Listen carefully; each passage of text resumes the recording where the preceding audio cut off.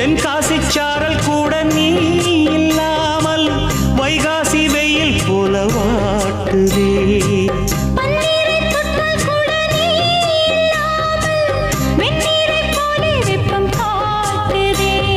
மையளந்த கண்ணும் என் கையளந்த பெண்ணும் மின்சாரம் பாய்ச்சுமா. கல்லிருக்கும் கிண்ணம் என்னுள் இருக்கும் வண்ணம் உன் பார்வை பார்க்குமா. பக்கம் வா பள்ளி பாடம் சொல்லவா. அப்பப்பா தப்பப்பா இது முதல் இரவா. சொல்லவா ஒரு காதல் கதை.